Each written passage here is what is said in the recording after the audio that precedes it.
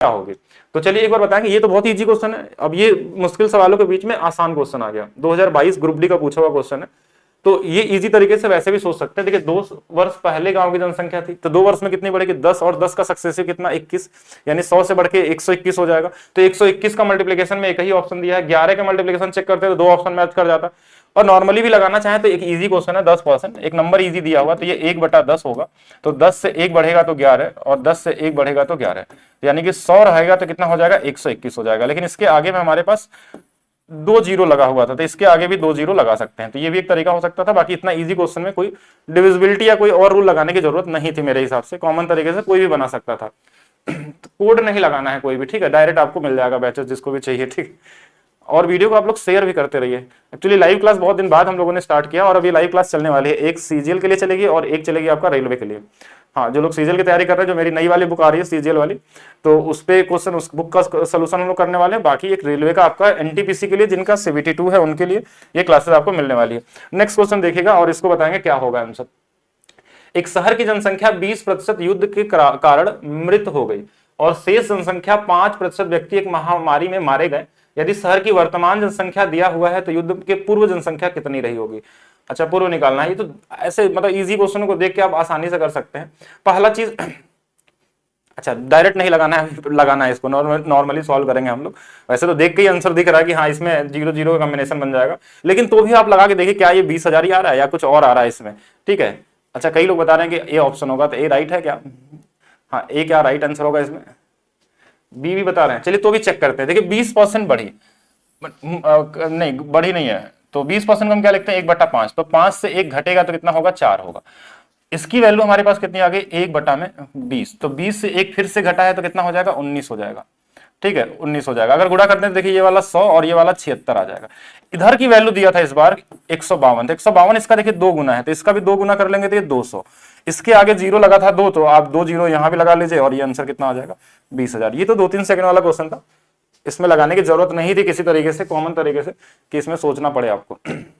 हाँ, यूपीएसआई का बैच का जो टाइमिंग है वो 3 बजे रहेगी दोपहर में, ठीक है। हाँ, यूपीएसआई और यूपी पुलिस और बिहार पुलिस जो लोग भी कर रहे हैं, तो जो बैच है यूपीएसआई वाला और पुलिस वाला, उसको 3 बजे चलाया जाएगा, बताएंगे सभी लोग। क्लियर है? आगे चला जाए नेक्स्ट क्वेश्चन की तरफ। चलिए नेक्स्ट क्वेश्चन है, नेक्स्ट क्वेश्चन का आंसर बताएंगे कि पहले वर्ष के दौरान एक शहर की जनसंख्या 10% और दूसरे वर्ष में 10% की कमी होगी। अच्छा क्वेश्चन है, ठीक है, कैलकुलेशन वाला। दूसरे वर्ष के अंत में इस शहर की जनसंख्या इतनी होगी, तो पहले वर्ष के आरंभ में जनसंख्या कितनी थी। यानी कैलकुलेटिव तो है, लेकिन उनके लिए जिनको आइडिया नहीं है कि किस तरीके से भाग दिया जाता है, कैसे जोड़ा जाता है, अगर आप वैदिक मैथ्स पढ़े हैं तो ये सब चीजें बहुत कॉमन तरीके से कर सकते हैं, कितना ही बड़ा नंबर हो। तो कितने लोग इसको लगाने के लिए तैयार हैं और लगा देंगे आंसर, बताइए जल्दी से, कितने लोगों से बन जाएगा इसका आंसर। गुड इवनिंग सत्यम, अंशु, जिंदल, कैसे हैं सभी लोग, विशाल, सत्येंद्र, आदर्श, रेलवे 2024।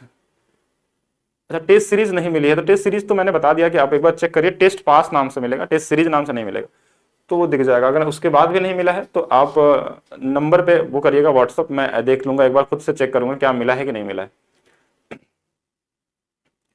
हाँ, जिनको भी नहीं मिला है मिल जाएगा सभी को। वैसे तो मैंने सारा टेक्निकल टीम को दे दिया था, बाकी बताएंगे। तो क्या होगा इसका आंसर, चलिए देखते हैं। 10% बढ़ना और 10% घटना, अगर सेम नंबर से बढ़ता है सेम नंबर से घटता है, तो इसमें क्या होता है हमारे पास कि उसी का स्क्वायर करके 100 से भाग देते हैं, इतने परसेंट की कमी आती है। यानी कि हमारा जो चेंजेस आने वाला है 10 का स्क्वायर बटे में 100, यानी कि 1% की कमी आने वाली है। ये तो ठीक है, ये तो बहुत इजी चीज है। यानी कि अगर जनसंख्या 100 रही होगी तो 99% हो गई होगी, और पहले कितनी रही होगी, 100 रही होगी। तो इसकी वैल्यू क्वेश्चन में दिया था। अब यहाँ तो बस कैलकुलेशन ही था आपका, क्वेश्चन में तो कोई कॉन्सेप्ट अलग से नहीं था, लेकिन अब इसकी वैल्यू हमको निकालनी थी। ये कैलकुलेशन अगर आप कर पाए तो बहुत इजी है। अगर 99 से अगर आपको भाग देने आता है तो बहुत इजी है। तो देखिए 99 से भाग देने का जो टेक्निक होता है वो क्या होता है, 2-2 का पेयर बनाते हैं हम लोग, 2-2 संख्याओं का पेयर बनाते हैं, और ये बहुत इजी होता है। हम भाग नहीं देते, हम जोड़ के निकालते हैं। जैसे पहले नंबर को हमने वैसे लिख दिया 47, इसको दूसरे वाले में जोड़ देते हैं, तो इसमें देखिए 7 और 2 जोड़ देंगे तो 9 और 4 3 7, और फिर इसको इस वाले में जोड़ देंगे तो ये कितना आ जाएगा, 99। ये जो लास्ट वाला पेयर आता है ना, ये रिमाइंडर होता है। आप खुद से सोचिएगा कि अगर 99 से भाग दे रहे हैं तो क्या 99 रिमाइंडर आ सकता है, नहीं, कट जाएगा। ये भी 99 से कट जाएगा, तो एक इसमें और जोड़ देंगे, यानी कितना आ जाएगा 47, यहाँ एक जुड़ेगा 79 में तो ये 80 हो जाएगा। और बाकी देखिए हमने क्या किया कि इस 100 से गुणा करना था, इसलिए 2 जीरो और लग जाएंगे, यानी 4 7 8 478 कहाँ गया, 478 और 000, तो कौन सा ऑप्शन है, ऑप्शन नंबर सी आपका क्या होगा, राइट होगा। एक बार फिर से समझते हैं एक बार फिर समझते हैं कैसे भाग देते हैं। जैसे 12 है, 13 है और 11 है, अगर इसमें हमको 99 से भाग देना है तो हम दो दो का पेयर बनाते हैं। अगर दो दो का पेयर नहीं बनता है तो उसके आगे 0 लिख लेंगे और फिर पेयर बना देंगे। तो पहले संख्या को सेम वैसे लिख देते हैं, 12 में 13 को जोड़ेंगे तो कितना आ जाएगा 25, और 25 में 11 को जोड़ लेंगे तो कितना आ जाएगा 36। तो ये वाला रिमाइंडर होता है और ये वाला हमारे पास क्या होता है, भागफल होता है। या फिर कैलकुलेटर से भाग देंगे तो इतना आएगा आपका, इस तरीके से आंसर कुछ दिखेगा आपका। तो ये बहुत इजी होता है डिवाइड करना, ऐसे 99 से कर सकते हैं, 999 से कर सकते हैं, और बहुत सारे तरीके होते हैं जिनको सीख सकते हैं आप। तो यहाँ पे जो हमारे पास आंसर आने वाला है ऑप्शन नंबर सी आपका राइट होगा। और अगर आपने गलत कैलकुलेशन किया तो कहीं ना कहीं आपको ये भाग देने का अप्रोच पता होना चाहिए। हाँ, समझ में तब आएगा जब आप अच्छी तरीके से देखेंगे वीडियो को। तो हाँ, बिना वैसे कैसे समझ पाएंगे। तो ये दो दो के पेयर बन के बनता है, हमने सिर्फ 99 से इसको भाग दिया, इतने बार में कटेगा ये। वैसे इस वाले को एक बार मैं फिर से बता देता हूं कैसे भाग दिया गया है। अगर ध्यान देखेंगे तो पहले दो पेयर जो हमारे पास होता है इसको हम क्या करते हैं, वैसे लिख देते हैं। इस वाले को आगे वाले में लिखेंगे तो ये 79 होगा, इसको आगे वाले में जोड़ेंगे तो ये 99 होगा। और 99 कभी नहीं आ सकता, अगर 99 से भाग दे रहे हैं तो ये वाला नंबर 1 बन के इधर बन जाएगा 80, और यहाँ पे क्या बचेगा, रिमाइंडर 0। तो यही वाला नंबर था हमारे पास, बाकी 100 से गुणा करना था इसलिए 1 2 0 और हमने बढ़ा दिया। इतना ही करना था सिर्फ, और कुछ भी नहीं करना था। हाँ, यूपीएसआई का भी सवाल होने वाला है, कल 3 बजे से मिलेगा आपको, ठीक है। नेक्स्ट क्वेश्चन देखिएगा, किसी परीक्षा में जय को 45% अंक प्राप्त हुए और 18 अंकों से फेल हो गया। यदि वह 65% अंक प्राप्त करता उसी परीक्षा में तो 6 अंक जो होता है न्यूनतम अंक से अधिक पा लेता। तो अधिकतम अंक ज्ञात करें। बहुत इजी क्वेश्चन है, अगर एक बार फेल एक बार पास है तो सब्ट्रैक्ट द परसेंटेज। इसमें क्या करते हैं, subtract the percentage and add the marks. Number को जोड़ लेते हैं, परसेंटेज को घटा लेते हैं। तो देखिए इनको घटाएंगे, देखिए 45, 55 और 65 यानी कि दोनों का अंतर कितना है 20%, और नंबर का जो योग है वो कितना है 18, और 6 कितना है 24 है। बस यही आपका आंसर हो गया।